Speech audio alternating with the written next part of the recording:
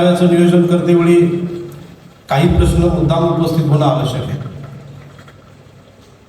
मुख्यमंत्र्यांचा dream project या नावाखाली नागपूर ते गोवा हा महामार्ग सुरुवातीला सांगितला गेला आणि ज्या वेळेला या महामार्गाची रचना किंवा संरचना सांगितली गेली त्यावेळेला बऱ्याच प्रमाणात विरोध झाला. याच्या पाठीमागचं कारण काही गोष्टी लक्षात घ्या की या राज्यामध्ये पूर्वी दोन मोठे महामार्ग आहेत. एक समृद्धी महामार्ग आणि दुसरा आपल्याला माहिती असलेला तो म्हणजे पुणे मुंबई हा महामार्ग.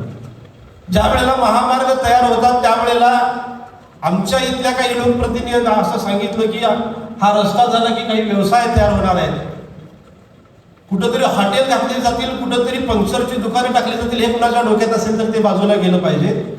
आपण सगळेजण पुणे मुंबई महामार्गावरून प्रवास केलेली मंडळी आहोत आणि त्यामुळे त्या दोन्ही बाजूला जाळ्या लावलेल्या असतात. समृद्धी महामार्गाला दोन्ही बाजूला भिंती लावलेल्या आहेत. जेव्हा हा महामार्ग तयार होईल त्या महामार्गाच्या कुठल्याही बाजूला तुम्हाला वरती येण्यासाठी जसा आपला कोल्हापूर पासून बेळगावला जाणारी रस्ता आहे तसा वरती खालती येण्यासाठी रस्ता असणार नाही. तो फक्त आपण बघत बसायचा आहे. याचा अर्थ हा फक्त महामार्ग आहे तो नागपूर पासून ते गोव्यापर्यंत जातेवेळी मोजून याला मला वाटतं 26 ते 27 ओपनिंग असणार आहे आणि कदाचित आमच्या माहितीप्रमाणे त्याचं एक ओपनिंग जे असणार आहे ते कागदचं तुमचं जे काही उंदरवाडी धरलेलं आहे तिथं असणार आहे. मी एवढ्यासाठी ही गोष्ट आपल्याला सांगू इच्छितो की एखादा महामार्ग झाल्यानंतर इथल्या लोकांच्या तुम्ही जमिनी घेणार आहात पण आमच्या लोकांना याचा काय फायदा होणार हे आधी आम्हाला माहीत असणं गरजेचं आहे. म्हणजे साधारणतः 802 किलोमीटर सुरुवातीचा रस्ता होता. मगापासून काही वक्त्यांनी उल्लेख केला की कागलवाल्यांनी विरोध केला, शिरोळवाल्यांनी विरोध केला. मग त्यामध्ये राजू शेट्टी साहेब असतील, मुश्रीफ साहेब असतील किंवा यड्रावकर साहेब असतील, ज्या वेळेला नवीन 5 मेची अधिसूचना जाहीर झाली त्यावेळेला त्या रस्त्याची रचना बदलली आणि मग साताऱ्यावरून हातकणंगले, पन्हाळा, शाहूवाडी, त्याच्यानंतर करवीर, राधानगरी, भोदरगड, आजरा आणि चंदगड आणि मग तिथून तुम्ही गोव्यात जाणार आहात. या रस्त्याचं नाव सुरुवातीला आपण जर काय पाहिलं तर पात्रादेवी म्हणून ते सांगितलेलं होतं. पवनार ते पात्रादेवी. त्या पात्रादेवीला आम्ही सगळे राजू शेट्टींच्या माध्यमातून गेलेलो होतो. एक आपण जसं रस्त्यामध्ये एखादं मसोबाचं देवस्थान आहे असं एकच देवस्थान तिथं आहे. कुठलीही देवस्थानं या ठिकाणी आपल्याला लागत नव्हती आणि त्यामुळे जेव्हा हा विरोध झाला त्यावेळेला त्याचं नाव आता त्यांनी बदलून असं ठेवलं की पवनार ते बांदा. मित्रांनो लक्षात घ्या आता आलेलं सरकार हे फक्त लोकांना धार्मिक गुंतवायला चाललेलं आहे आणि म्हणून शक्तीपीठ म्हणून सांगायचं. शक्तीपीठ म्हणून तुम्ही जेव्हा म्हणताय त्यावेळेला लोकांच्या भावनेला हात घालायचा. आम्ही शक्तीपीठ जोडतोय. तुम्हाला जर शक्तीपीठ जोडायची असतील तर नागपूर नंतर 3 शक्तीपीठ आपण जे प्रमुख धरतो त्यात तुळजाभवानी, माहूरचं आणि आमची अंबाबाई येते. तुम्ही अंबाबाईचं संपल्यानंतर तुम्ही सरळ खाली उतरू शकता. तुम्ही करवीर, राधानगरी, त्याच्यानंतर भुदरगड, त्याच्यानंतर आजरा आणि चंदगड ज्याला सह्याद्रीचा बेल्ट म्हणतात.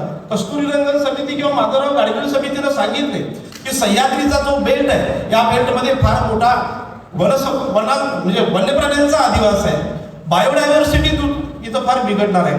आपल्या सर्वजण आपण शेतकरी बांधव आहोत. या ठिकाणी आपण काही दिवसापूर्वी वन विभागावरती मोर्चा काढला होता. आधीच शासनाची काही चुकीचं धोरण तुम्हाला सांगतो की ज्या वेळेला वन विभागाने काही झाडं लावायला घेतली त्यावेळेला निलगिरी आणि अकेशिया ही 2 झाडं साहेब आपल्याकडे लावली गेली. या झाडांच्या वरती कुठलंही प्राणी राहत नाहीत, पक्षी राहत नाहीत. सॉरी जो जिथं पक्षी अधिवास करू शकत नाही अशी झाडं तुम्ही जंगलात लावला आणि ते सगळे जंगली जी श्वापदं असतील त्यांना खायला प्यायला मिळत नाही म्हणून ती आधी आमच्या दारात यायला सुरुवात झाली. म्हणजे आमच्या भागामध्ये गव्यांची संख्या फार वाढली. आमच्या भागामध्ये डुकरांची संख्या फार वाढलेली आहे. मोर आहेत, माकडं आहेत, हत्ती आहेत, वाघ आहेत आणि मग अशी जी काही जंगली श्वापदं आधीच आम्हाला सगळ्या शेतकऱ्यांना त्रास देत आहेत. आमच्या जमिनी आता आम्हाला कशा सोडाव्या लागत आहेत.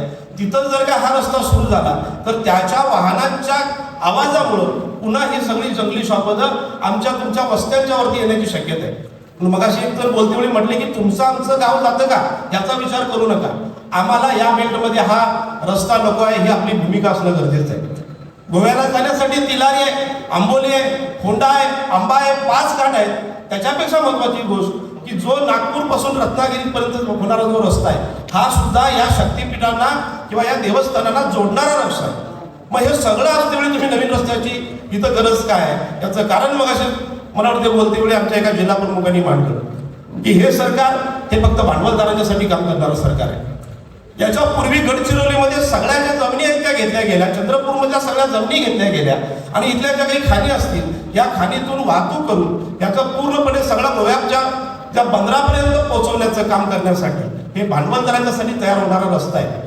शक्तीपीठ रस्ता हा सर्वसामान्य शेतकऱ्यांच्यासाठी नाही, सर्वसामान्य शेतकऱ्यांना देशोधडीला लावणारा हा रस्ता आहे. म्हणून याला शिवसेनेचा विरोध असणं गरजेचं आहे.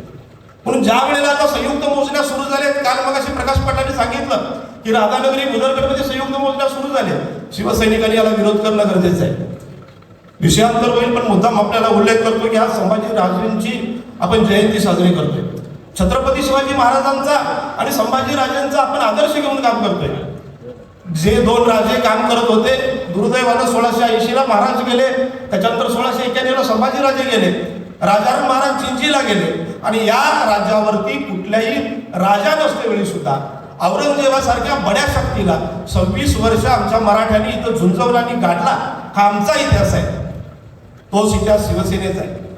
आदरणीय हिंदू हृदय सम्राट बाळासाहेब ठाकरेंच्या आशीर्वादाखाली तयार झालेले सगळे शिवसैनिक, बरेचसे आमदार गेले, बरेचसे खासदार गेले, पण या शिवसैनिकांच्या ताकदीवरती अजून शिवसेना उभी आहे.